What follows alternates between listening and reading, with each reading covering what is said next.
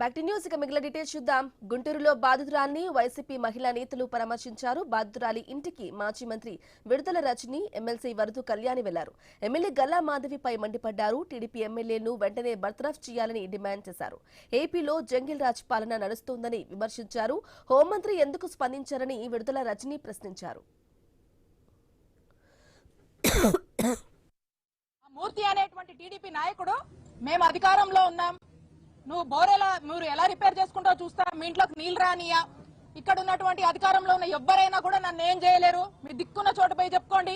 Complaint ఇచ్చి మళ్ళా ఇంటికి తిరిగి వచ్చారు. ఈ మహిళ వాళ్ళ కుటుంబ సభ్యులందరూ కూడా తిరిగి ఇంటికి వస్తే మీరు మా మీద వెళ్ళి మేము అధికారంలో ఉండగా మా మీద కంప్లైంట్ ఇస్తారా, ఎంత ధైర్యం మీకు అని చెప్పి ఈ మూర్తి అనే అతను సకుటుంబ సమేతంగా ఇంట్లో ఉన్న అందరినీ ఎంటబెట్టుకుని, మహిళలతో సహా ఎంటబెట్టుకుని 9 మంది వచ్చి మళ్ళా ఈ కుటుంబం మీద దాడి చేశారు. ఏ విధంగా వివస్త్రణకు గురి చేసి ఎంత దారుణంగా ఒక మహిళ మీద దాడి చేశారో మనమంతా కూడా చూసాము. అంత దారుణమైనటువంటి ఘటన చోటు చేసుకుందంటే అధికార మదం, అహంకారం, కళ్ళు నెత్తికెక్కడం, వీళ్ళ మామూళ్ళ కోసం ఎక్కడి దాకా కూడా దిగజారారో ఈ రోజున మనకు అర్థమవుతుంది.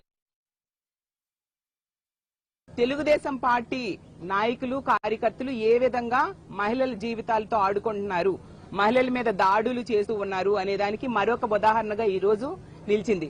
ఈ ఘటన చేసింది ఎవరు? తెలుగుదేశం పార్టీ కార్యకర్త. అలాగే ఈ సంఘటన జరిగాక సెటిల్మెంట్ కి ప్రయత్నించింది తెలుగుదేశం పార్టీ ఎమ్మెల్యే అయిన గల్లా మాధవి గారు. నిజంగా ఒక మహిళ ఉండి ఆమె సెటిల్మెంట్ కి ప్రయత్నించడం సిగ్గుచేటు.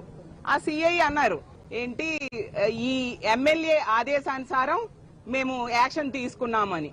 ఈ ఎమ్మెల్యే అంటారు పోలీసుల అలసత్వం వల్ల లేట్ అయింది అని చెప్పేసి. ఎమ్మెల్యే చెప్తే గానీ యాక్షన్ తీసుకోరా పోలీసులు? అంటే సామాన్య మానవులు, సామాన్య ప్రజలు మాకు కష్టం వచ్చింది లేదా ఒక వ్యక్తి ఈ విధంగా దాడి చేశాడు, యాక్షన్ తీసుకోండి అంటే పోలీసులు తీసుకోరా? ఎమ్మెల్యేలు చెప్తేనా తీసుకుంటారా? తెలుగుదేశం పార్టీ నాయకులు